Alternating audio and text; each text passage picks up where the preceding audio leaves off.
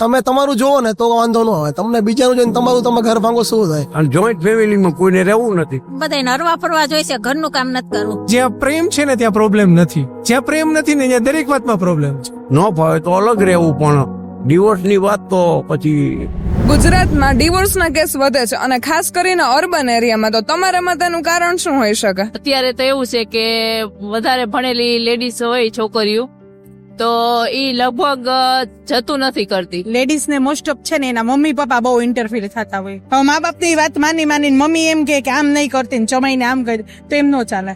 મા બાપ ઓછું ઇન્ટરફિયર કરાય ને લેડીઝે વિચાર કરે કે આપણા ઘરમાં મા બાપ નું ઇન્ટરફિયર ઓછું આવવા દેવાય, સસરામાં જ રહેવાય. અત્યારના યંગસ્ટર્સ ને એવું છે કે કઈ જતું નથી કરવું, લેટ ગો નથી કરવું, બધાને ફ્રી ઓપનલી રહેવું છે, ફેમિલી સાથે એડજસ્ટ નથી કરવું. એકવાર દીકરી તમારા ઘરેથી જતી રહી છે તો એની એક લાઈફ છે, એનું ત્યાં એક ફેમિલી છે, તો એમની સાથે રહીને એમની જોડે ચર્ચા કરીને એ લાઈફ જીવે ને તો સારું. ના કે એના મમ્મીને દરેક વસ્તુને પૂછે, કાલે મેં આમ કર્યું તો મારા સાસુએ મને આમ કીધું, પછી મેં આમ કીધું. હકીકતમાં એના મમ્મીને આ વાતની આગળ પાછળનો કોઈ આઈડિયા ના હોય ને પછી અહીંથી એડવાઇસ આપે કે તારે આમ કેવું જોઈએ ને તારે આમ કરી દેવું જોઈએ ને એ તને કેવા વાળા કોણ. દેખા-દેખી મેઇન કારણ ડિવોર્સ નો દેખા-દેખી. તમને તમારો હસબન્ડ ખુશ રાખે છે, તમે રાખો ને રહે પૂરેપૂરી ઘરે છે ને, તમે સમજો ને મને ખુશ રાખે છે, એ સમજો ને તમે.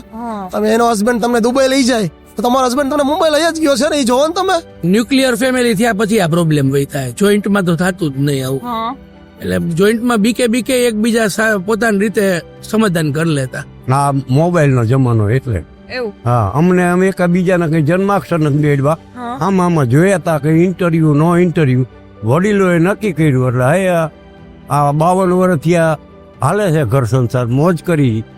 એક બેબી છે, એક બાબો છે, દીકરાની આ દીકરી છે, એની આ દીકરી છે. બોલો અત્યારે વિશેષ શું જોઈએ?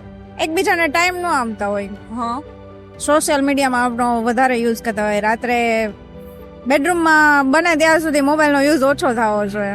તારું હગાઈ કરવાની નક્કી થાય તો તારે જે છોકરા મીટિંગ થાય તો પૂછી લેવાનું કે ભાઈ તારે કોઈ યારે કઈ છે તો મારી જિંદગી ખરાબ ન કરતો. બરાબર છે ને? આવો મારો અનુભવ છે, મારા જ પરિવારમાં આવું બનેલું છે. અત્યારે માણસને ઇમ્પોર્ટન્સ નથી ગણતા, એ વાતને ઇમ્પોર્ટન્સ ગણે એટલે માણસને મૂકી દે. બાકી માણસને ના મૂકવું હોય તો કોઈ બી વાત નાની થઈ જાય. અમારા બે વચ્ચે ઝઘડા થતા જ હોય, બરોબર છે, અમારા માટે લાઈફ ટાઈમ રહેવું એ ઇમ્પોર્ટન્ટ છે, એટલે બીજી બધી વાત ઇગ્નોર થઈ જાય, એટલે ડાયવોર્સ ન થાય. કોમેન્ટમાં જણાવો કે ડિવોર્સના કેસીસ વધવાનું કારણ શું હોઈ શકે અને ફોલો કરો રાજકોટ બ્લોગ્સને, જેથી દર શનિવારે મળી શકીએ રાત્રે 9 વાગ્યે.